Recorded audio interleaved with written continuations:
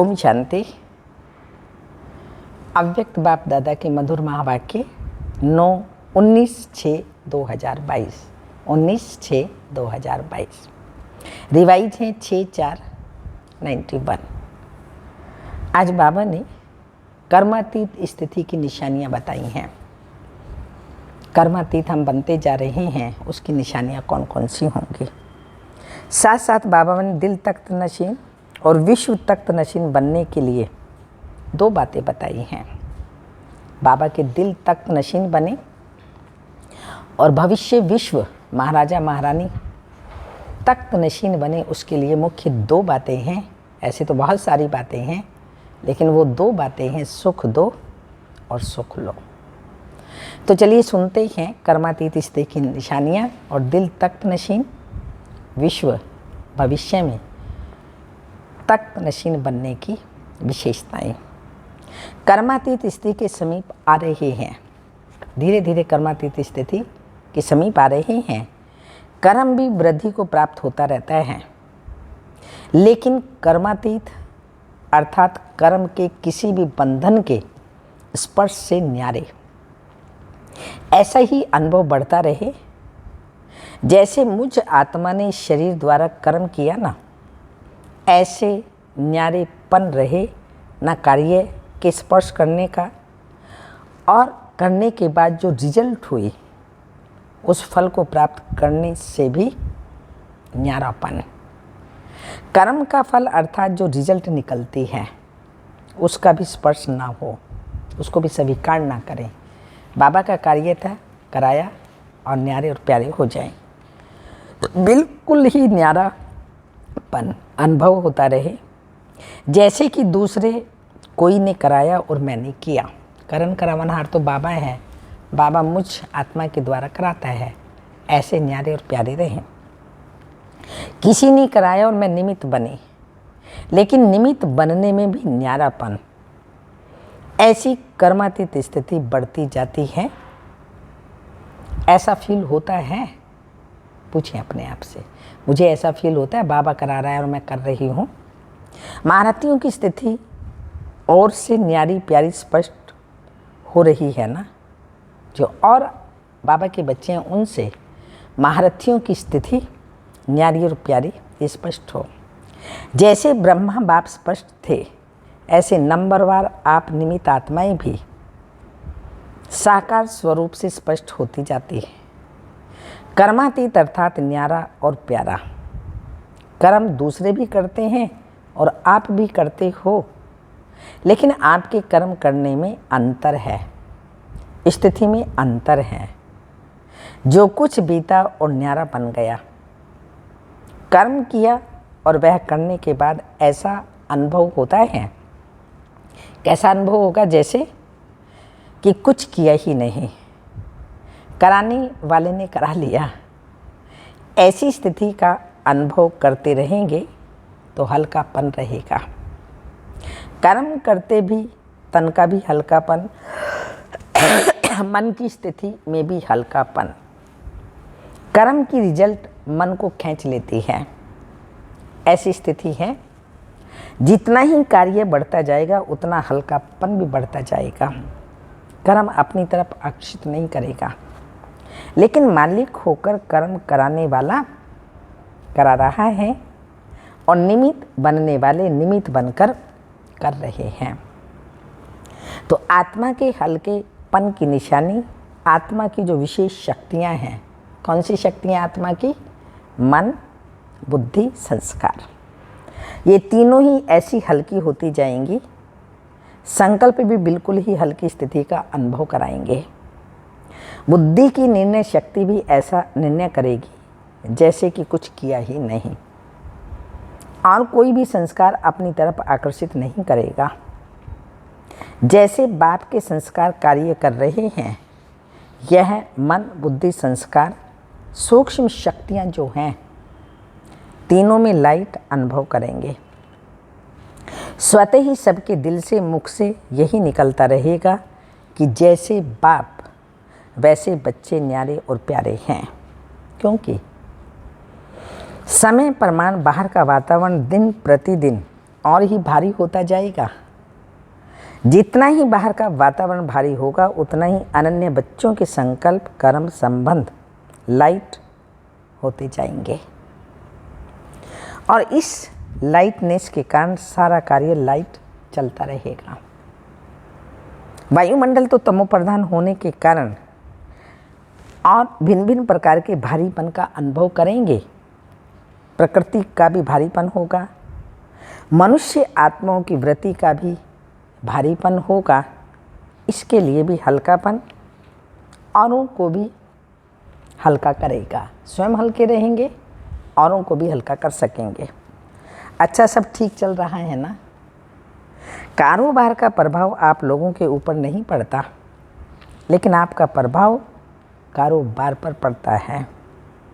जो कुछ भी करते हो, सुनते हो, आपके हल्केपन की स्थिति का प्रभाव कार्य पर पड़ता है। कार्य की हलचल का प्रभाव आप लोगों के ऊपर नहीं आता। अचल स्थिति कार्य को भी अचल बना देती है। सब रीति से असंभव कार्य संभव सहज हो रहे हैं और होते रहेंगे। अच्छा, दिल तख्त नशीन और विश्व तख्त नशीन बनने के लिए सुख दो और सुख लो। आज विश्व के मालिक अपने बालक सो मालिक बच्चों को देख रहे हैं। सभी बच्चे इस समय भी स्व के मालिक हैं और अनेक जन्म भी विश्व के मालिक हैं। परमात्म बालक मालिक बन जाते हैं। ब्राह्मण आत्माएं अर्थात मालिक आत्माएं इस समय सर्व कर्म इंद्रियों के मालिक हो। अधीन आत्माएं नहीं हो, अधिकारी मालिक हो, अधीन आत्माएं नहीं हो। अधिकारी अर्थात मालिक हो, कर्म इंद्रियों के वशीभूत नहीं हो, इसलिए बालक सो मालिक हो। बालकपन का भी ईश्वरीय नशा अनुभव करते हो और स्वराज्य के मालिकपन का भी नशा भी अनुभव करते हो।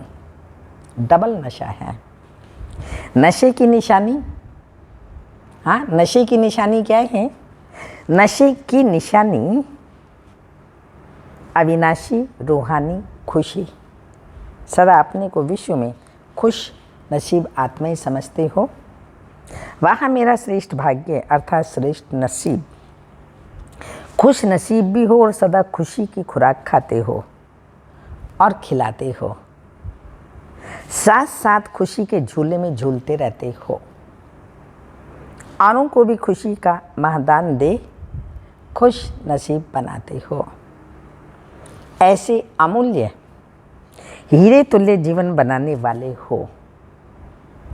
बन गए हैं या अभी बनना है? बाप दादा पूछ रहे हैं, ऐसे बन गए या अभी बनना है? ब्राह्मण जीवन का अर्थ है क्या? ब्राह्मण जीवन का अर्थ क्या है? खुश रहना और खुशी बांटना, खुशी की खुराक खाना और खुशी के झूले में रहना। खुराक खाना और फिर खुशी के झूले में झूलते रहना। ऐसे ब्राह्मण हो ना। सिवाय खुशी के और जीवन है ही क्या? जीवन ही खुशी है। खुशी नहीं तो ब्राह्मण जीवन नहीं। खुश रहना ही जीना है। तो आज बाप दादा सर्व बच्चों का पुण्य का खाता देख रहे थे, क्योंकि आप सभी पुण्य आत्माएं होना। पुण्य का खाता अनेक जन्मों के लिए जमा कर रहे हो। सारे दिन में पुण्य कितना जमा किया ये स्वयं भी चेक कर सकते हो ना। एक है दान करना और दूसरा है पुण्य करना। दान से भी पुण्य का ज़्यादा महत्व है। पुण्य कर्म निस्वार्थ सेवा भाव का कर्म है। पुण्य कर्म दिखावा नहीं होता, लेकिन दिल से होता है। और दान दिखावा भी होता है, दिल से भी होता है। पुण्य कर्म अर्थात आवश्यकता के समय किसी आत्मा के सहयोगी बनना अर्थात काम में आना। पुण्य कर्म करने वाली आत्मा को अनेक आत्माओं के दिल की दुआएं प्राप्त होती हैं। सिर्फ मुख से शुक्रिया व थैंक्स नहीं करते, लेकिन दिल की दुआएं गुप्त प्राप्ति जमा हो जाती है। पुण्य आत्मा, परमात्म दुआएं, आत्माओं की दुआएं इस प्राप्त हुए प्रत्यक्ष फल से भरपूर होते हैं। पुण्य आत्मा की वृत्ति दृष्टि औरों को भी दुआएं अनुभव कराती है। पुण्य आत्मा के चेहरे पर सदा प्रसन्नता संतुष्टता की झलक दिखाई देती है। पुण्य आत्मा सदा प्राप्त हुए फल के कारण अभिमान और अपमान से परे रहती है, क्योंकि वह भरपूर बादशाह है। अभिमान और अपमान से बेफिक्र बादशाह है। पुण्य आत्मा का पुण्य की शक्ति द्वारा स्वयं के हर संकल्प, हर समय की हलचल को, हर कर्म को सफल करने वाले होते हैं। पुण्य का खाता जमा होता है और जमा की निशानी व्यर्थ की समाप्ति।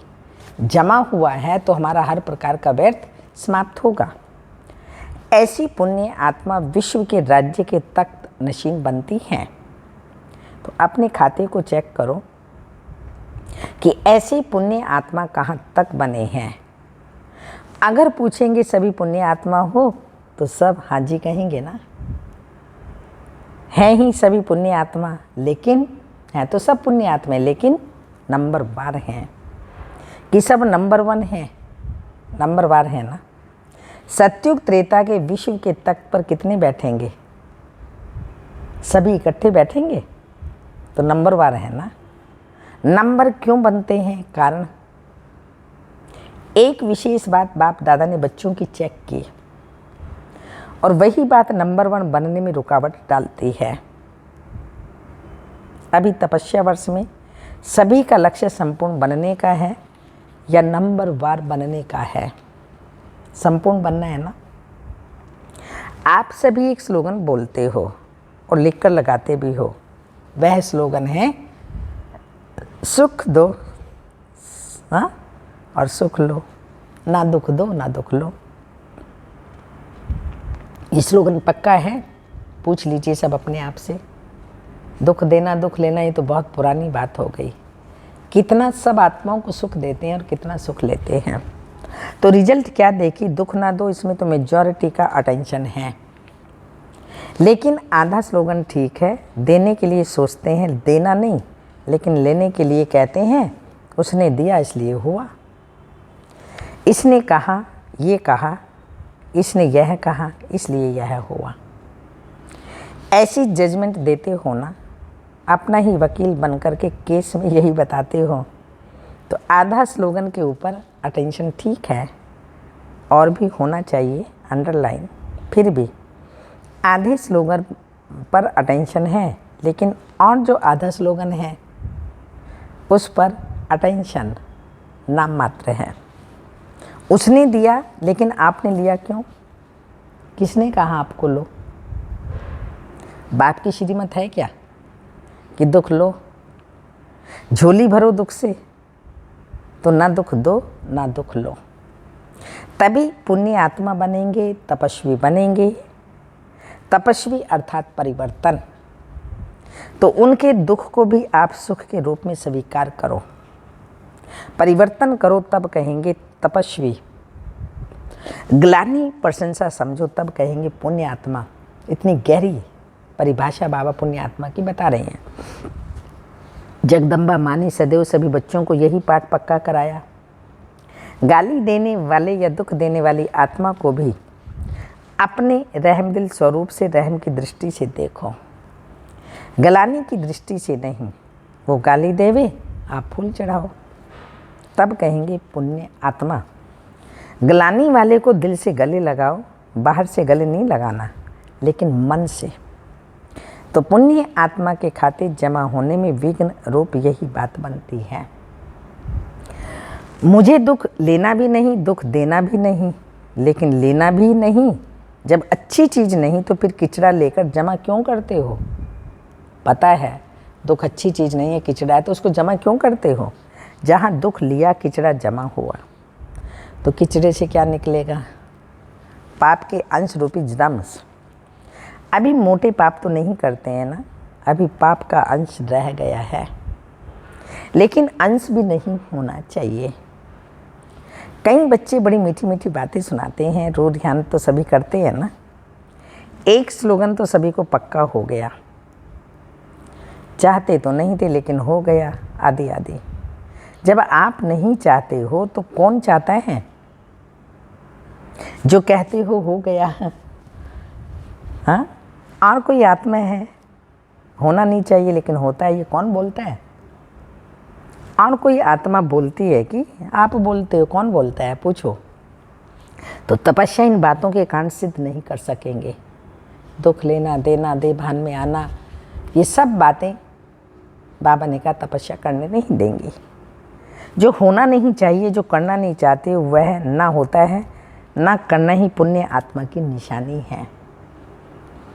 बाप दादा के पास रोज बच्चों की अनेक ऐसी कहानियाँ आती हैं।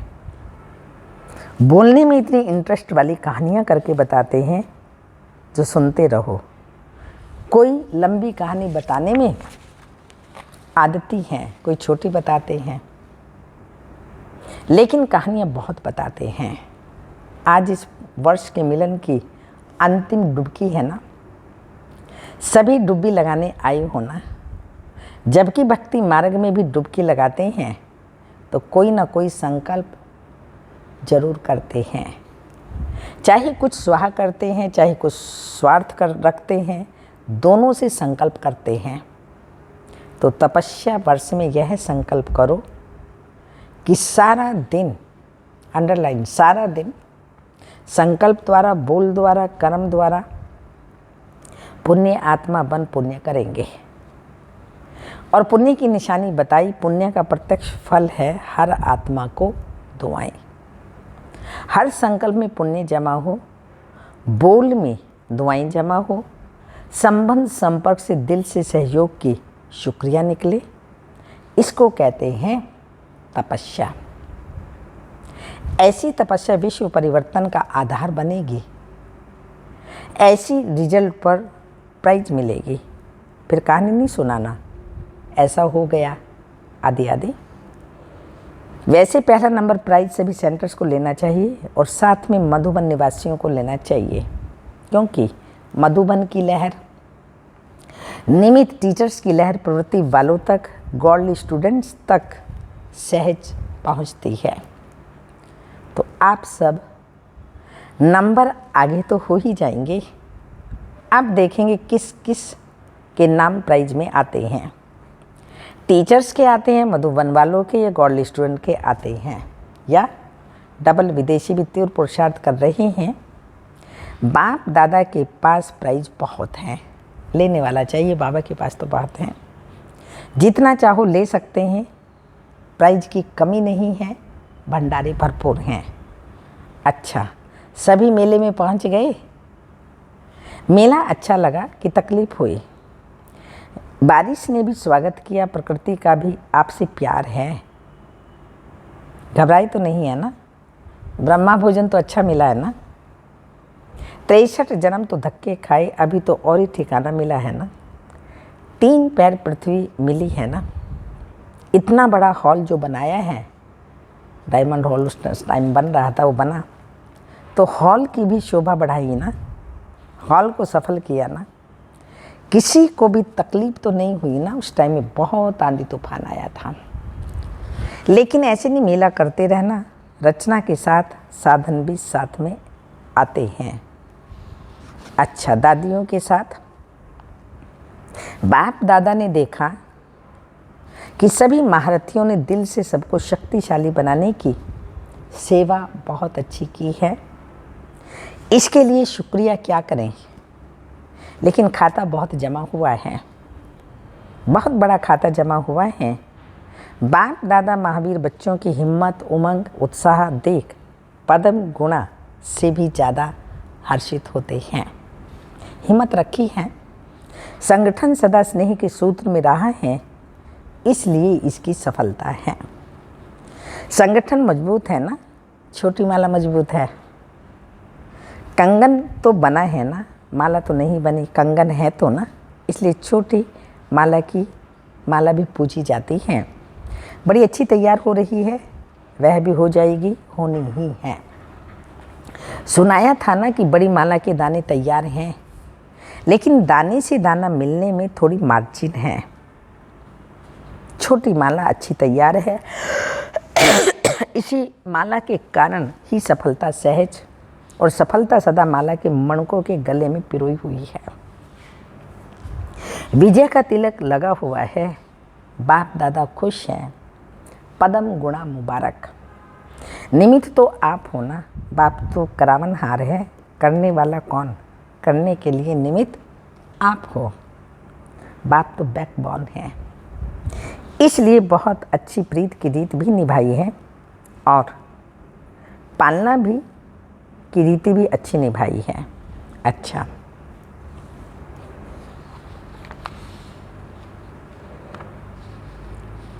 सभी सर्व बालक सो मालिक श्रेष्ठ आत्माओं को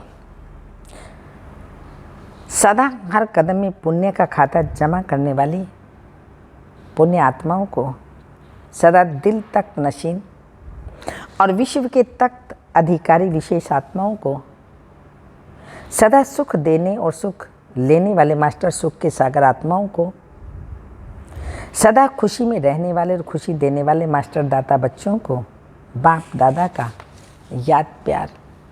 गुड मॉर्निंग, डायमंड मॉर्निंग। रूहानी बाप की रूहानी बच्चों को नमस्ते। रूहानी बच्चों की रूहानी माता पिता बाप दादा को याद प्यार। Good morning, diamond morning. Om नमस्ते। वरदान है, अच्छे संकल्प रूपी बीज द्वारा अच्छा फल प्राप्त करने वाले सिद्धि स्वरूप आत्मा भाव। सिद्धि स्वरूप आत्माओं के हर संकल्प अपने प्रति व दूसरों के प्रति सिद्ध होने वाले होते हैं।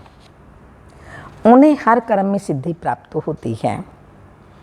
वे जो बोलते हैं वे सिद्ध हो जाते हैं, इसलिए सत्य वचन कहा जाता है। सिद्धि स्वरूप आत्माओं का हर संकल्प बोल और कर्म सिद्धि प्राप्त होने वाला होता है, व्यर्थ नहीं। यदि संकल्प रूपी बीज बहुत अच्छा है लेकिन फल अच्छा नहीं निकलता तो दृढ़ धारणा की धरनी ठीक नहीं है, दृढ़ता नहीं है, क्योंकि दृढ़ता में सफलता है। दृढ़ता ही सफलता की चाबी है। कोई कर्म किया वो सफल नहीं हुआ, उसका कारण है दृढ़ता की कमी या अटेंशन की परहेज की कमी है, ध्यान नहीं दे रहे या ये कमी है। स्लोगन, दुख की लहर से मुक्त होना है तो कर्म योगी बनकर हर कर्म करो। कर्मों में ही दुख सुख आता है ना, तो अगर हम कोई भी कर्म कर रहे हैं, दुख हो रहा है, तो इसका मतलब बाबा की याद में कर्म नहीं कर रहे हैं, तो याद में कर्म करेंगे तो दुख समाप्त हो जाएगा। सूचना, आज मास का तीसरा रविवार है।